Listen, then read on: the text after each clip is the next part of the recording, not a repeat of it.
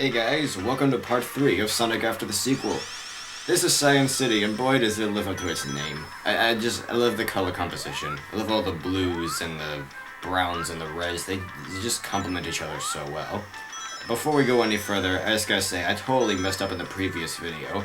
I was supposed to give Clement a shout-out, like in Act 3 of Sugar Splash Zone, because, well, you know, they used a sound effect from Zero Gravity, and he just finished his playthrough of Zero Gravity, like, today, at least at the time of this recording, and the way I'm doing this whole playthrough was inspired by how he does his playthroughs, but whatever, here's a shout out for you here. So yeah, on with the gameplay. I really like this place, and I know this is going to confuse some people because, you know, Nick, you hate cities and one-on Sonic games, you want everything to be a weird, surreal, abstract wasteland like in your Lost World and what. It's like, no. I don't mind cities. You know, like, Spring Yard has a city in the background. There are cities on Sonic's World in the classic games. I just don't like it when, you know, these games try to appear realistic. I like them to be creative with the designs of these cities. I like places that look crazy like this. You know, now that I think about it, this is very reminiscent of Grand Metropolis from Sonic Heroes. Yeah, I guess you could say it's just another one of those, you know, those connections, one of those things that was inspired by that game. And I think it's pretty fitting because, you know, a lot of people love the art style of Sonic Heroes because all the locales in it feel like they could appear, like they could easily fit into a classic game. Just showing it an alternate path here. And yeah, this shows how easily this sort of place does fit in a classic game. It's just colorful and wacky and cool, and I love it. Anyway, this is an alternate path. Well, it's like more than an alternate path. It's like an entire chunk of the level that's just hidden away. I'm going through here to get some rings. But you see, I love this. There are plenty of places like this in this game. And there weren't that many such places in Sonic Before the Sequel. I do like Sonic Before the Sequel, but that game's level design was very linear. But this, you know, here, there are more layers. There's more depth. There's more places to just go to. This is a very cool zone. Very fast-paced, very fun. Oh, yeah, another element from the modern games, they got these fans from, like, Sonic Colors and whatnot. It's pretty cool. Yeah, a lot of new enemies in this one. The most annoying is that, you know, that, I don't even know what it is. This thing that shields you away, and you can't help bouncing away when you hit it. And if you get caught between a couple of them, you could easily wind up crunched by them, and it would just be awful.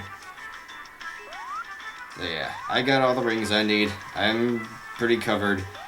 Oh, but now there's a sub-boss. This is pretty unusual. It's a giant blue Motobug with a top hat because he's just so sophisticated. He's the king of the Motobugs. Ah, jeez. This is the last time we're gonna see an enemy like this. These guys appear...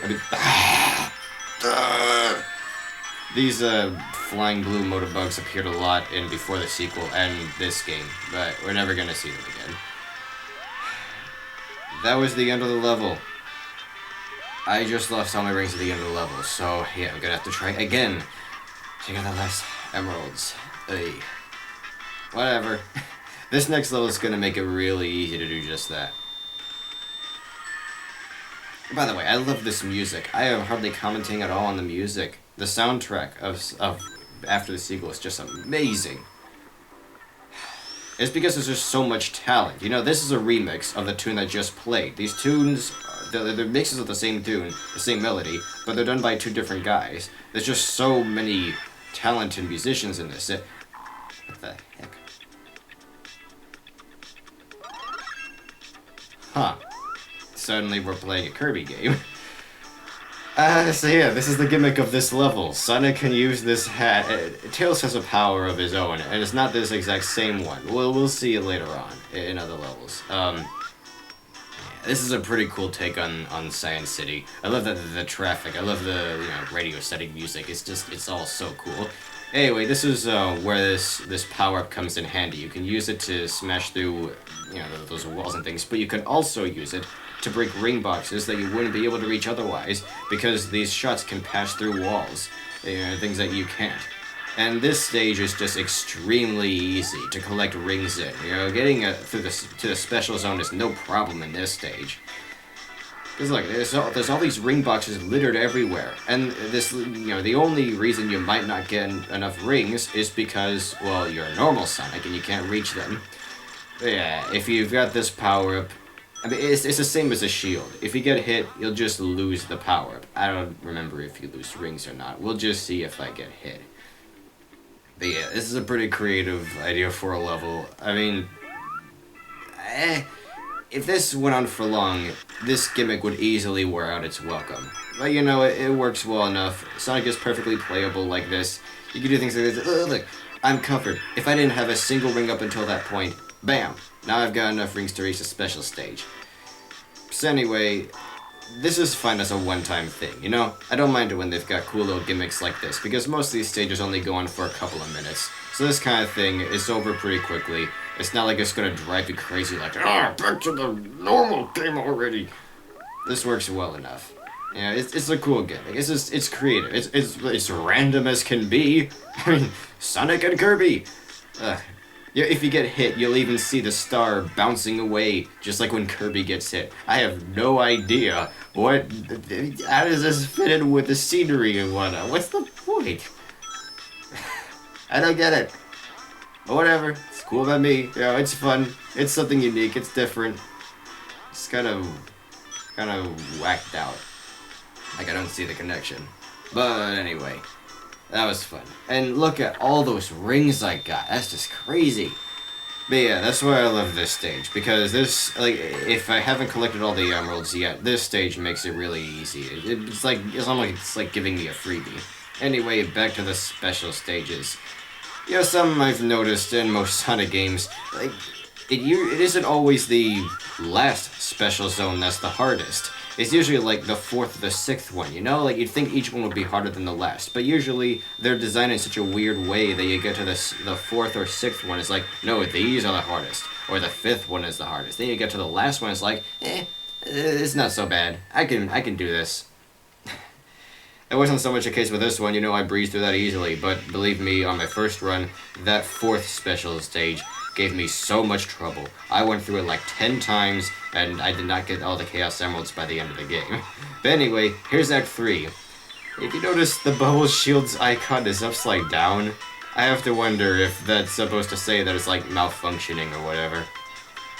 Oh, somehow this is a pretty cool thing. This is this Act's gimmick. These fans that just propel you upward. And, you see it that time and it doesn't seem like anything impressive, but then, you see it's like a mini-game. You have to dodge these floating spike balls. And they arrange these in some pretty creative, tricky to maneuver through ways as we'll go on through this stage. Look, I could be trying to get all these rings right now, but I'm not gonna do it. Yeah, I have almost all the rings I need already. But anyway, it's such a good version of this tune. We'll talk a lot more about the music in the next couple of parts. But anyway, about the Bubble Shield. Some people may have been confused when I talked about the Spike Shield being able to, bounce on enemies because, hey, wait, doesn't the Bubble Shield already do that? Well, you may have noticed watching just now that this Bubble Shield lets you do a double jump. And there is no Lightning Shield in this game. This basically fulfills the role of the Lightning Shield. They just got 3 shields, the Fire Shield, the Bubble Shield, and the Spike Shield. And what I should say is, when you're using the Spike Shield, the bouncing effect is just a lot more powerful than when you do it with a Bubble Shield. What's that? Yeah, we'll see what that does later. I know I'm being coy, but, believe me guys, I've already been to this game. I know everything I'm doing, everything I'm, finding. I've planned it out. And I understand some of you don't like those kind of Let's Plays because they're unnatural or whatever, but this is for the best. I'll say as I go on. How is Sonic not being sliced in half right now? This is this is one of those head-scratching moments, but whatever, works for me. But anyway, I do find the Spike Shield really, really fun to use for its bouncing effect, because you really do feel, it's basically an overpowered version of the Bubble Shield's bounce. Like, when you bounce with a Bubble Shield, you feel like this weird blobby thing, like, but when you use the Spike Shield, it's like you become a rock. You just whammo on whatever's beneath you, and that makes you bounce up even higher. It's really fun to use. But anyway, let's talk about the enemies for a moment. Those wasp enemies, the same ones from Sonic 2, just modified again. They drop their abdomen. No, they drop their thorax. Silly me. And the annoying thing about that is you can try to jump over that. You can like bounce to their head and hope that that'll completely destroy them. But no, what they drop will explode, and the explosion will like linger for a second. So even if it looks like you're not going to be hurt by it, you will. So yeah, you gotta be really careful with those guys. You got the shield enemies, I already talked about them. You've got these secret agent, smiley face looking badniks that occasionally fire at you. They're unique, I guess. They got character. It's kind of an unusual enemy to see, but I can dig it. You know, I can see that kind of thing appearing here as like a security force. You know, I'd love to see sometime a city where like everything is completely funded by Eggman, and the people there just have these great lives with so many creature comforts, but it's like they live under martial law under Eggman and his bandits. Hey, what was it? There's something in the background. I'm sure it's not important. So anyway, that's the end of Cyan City. Oh, and we get to the last special stage. Let's hope I do it this time. And the tune that plays here is perfect for this sort of thing. Oh, man. Yes, baby, I do feel the sunshine. Anyway, this special stage, is pretty badly designed, and it is pretty hard.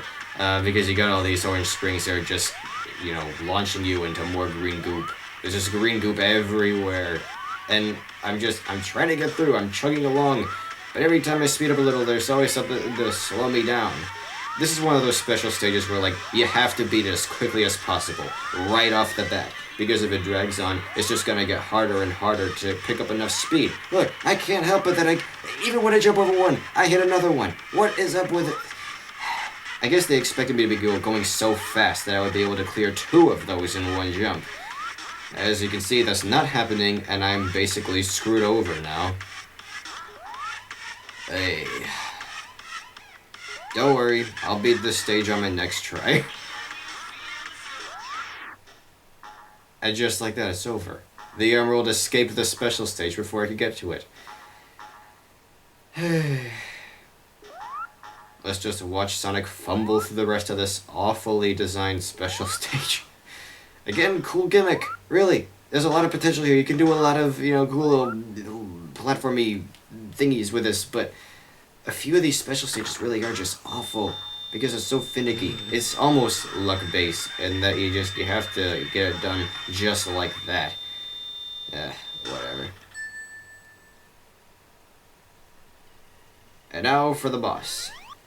This is a really, really cool cutscene. It drags on a bit, but you're gonna love what you see in a moment.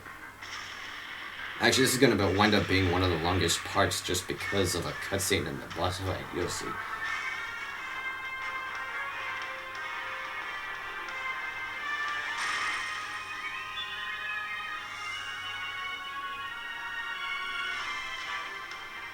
I love this.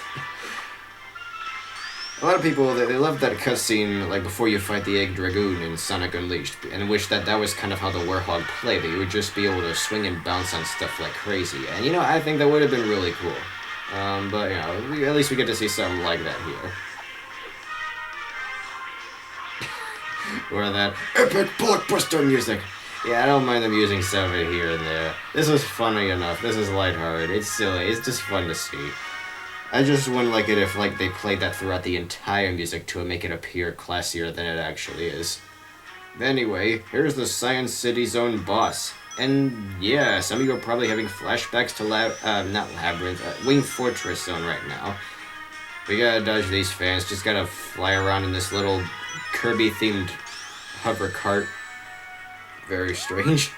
So yeah, this controls very much the same way as the first part of Wing Fortress. No, that's not what that is.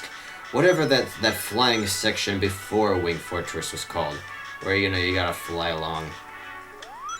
Like, Sonic controls the same way. You know, you can spin dash wire on this thing. It'll follow you around. Even if you, like, jump over it, it'll stay right underneath you. You just gotta be very careful, because there are some ways you could easily screw yourself over, just like in Sonic 2. Yeah, these crow enemies, well, I call them crows because they just remind me of this weird cartoon I once saw where you have this crow that just lurches over, and he occasionally just springs with this random jump, and the music hits a weird note. That's what they remind me of because of the way they're shaped, because it looks like they're hunched over like that crow character.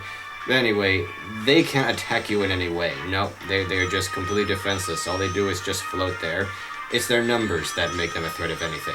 Because you might hit one, but hey, another one might get you. We're not going to see them again after this stage, I don't think. Maybe we'll see them in another flight-themed stage, I don't know. Anyway, here's the boss. And it's some weird prototype of Mecha Sonic. How about that? Yeah, this boss, it's kind of finicky. I just want to say, no, not all the boss fights are going to be like this. I know that this is the second boss we've been through so far, and this is, just like the Tails doll robot fight. But no, most of the fights in this game will be typical, Eggman fare, with the giant robots and everything. This is just like a cluster of fan service, of references to other things, We got this ship that reminds us of Sonic 2, we've got Mecha Sonic, which reminds us of Sonic 3K. Wait a sec.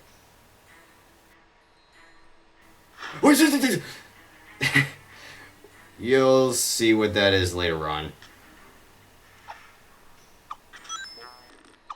Time for plot development. There's Angel Island. There's a Death Egg still functioning after Sonic 2, apparently. I think that was a really nice touch, that instead of just falling like, they just had it gently lowered down. And this is another great touch right here. As soon as it lands on the island, all this grit just falls off. I think that's a really, really great touch. Anyway, we're going to learn a little more about, what's going on in future parts, but that's it for now. So yeah, join me next time in Foliage Furnace in part 4. See you guys.